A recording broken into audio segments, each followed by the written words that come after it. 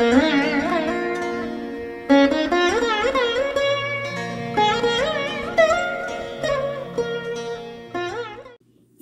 పేరు నిజమైన అద్భుతం.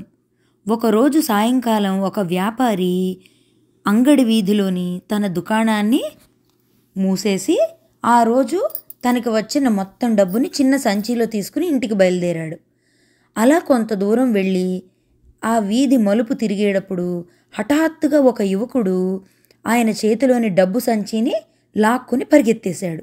దొంగ దొంగ పట్టుకోండి అని అరుస్తూ ఆ యువకుడి వెంట పరిగెత్తాడు ఆ వ్యాపారి.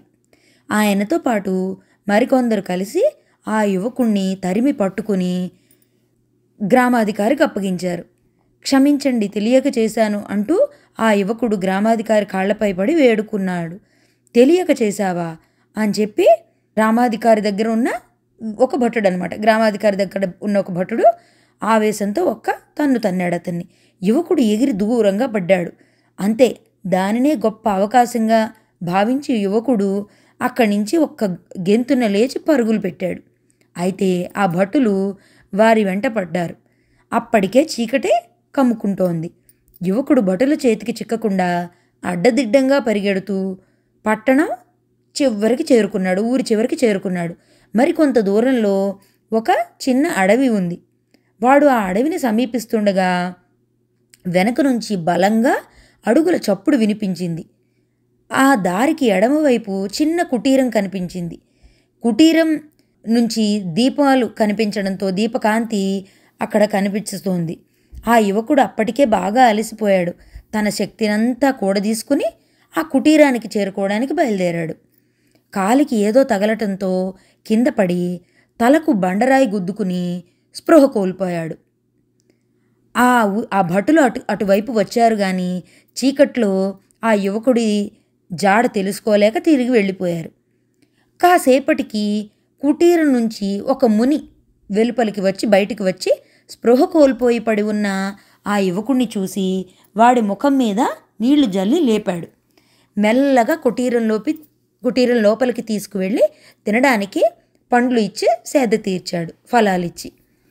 ముని కుటీరంలోనే కొంతకాలం ఉండిపోతే ఊరి భటుల బెడద ఉండదని ఆ యువకుడు, మహాత్మా, నేను ఇక్కడే ఉండి మిమ్మల్ని సేవించుకుంటాను, నాకు అనుమతించండి అని అన్నాడు చాలా వినయంగా. కరుణామయుడైన ముని ఆ యువకుడిని తన శిష్యుడిగా అంగీకరించాడు. కొన్ని రోజులు గడిచాయి. ముని ఉపదేశాలు వినడం వలన, ఆయన జీవితాన్ని దగ్గర నుంచి చూడడం వలన, పరిశీలించడం వలన ఆ యువకుడి మనసు క్రమంగా సత్ప్రవర్తనతో నిండిపోయింది. మంచి మార్గంలోకి అతను మారాడు. వాడు మునికి సేవలు చేస్తూ అక్కడే ఉండిపోవాలనుకున్నాడు.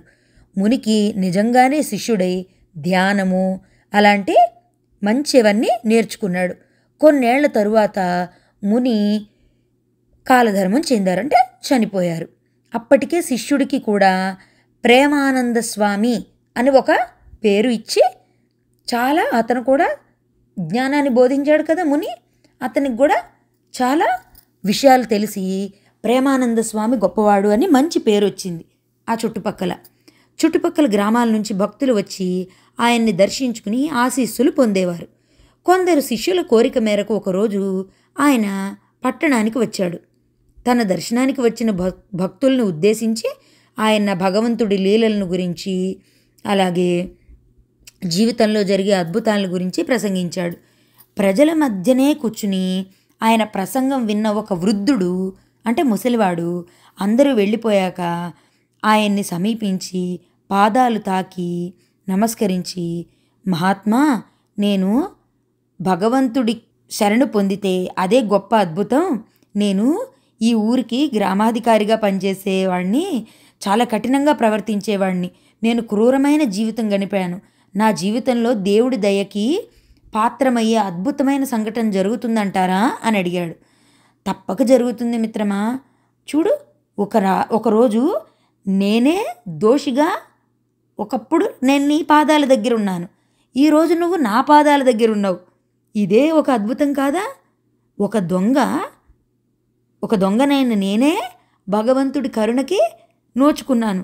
ఈ దొంగని శిక్షించిన గ్రామాధికారిని కరుణించలేడా అని చెప్పి ఆయన చిరునవ్వు చిందిస్తూ చెప్పాడు. ఆ వృద్ధుడికి ఏమీ అంతుబట్టక వింతగా చూస్తూ ఉండిపోయాడు. అప్పుడు ఆయన ఆ వృద్ధుడికి ఆ చిన్నప్పుడు అల్లరి చిల్లరిగా తిరగటము, అతడి పేరు గోవిందుడు అనమాట.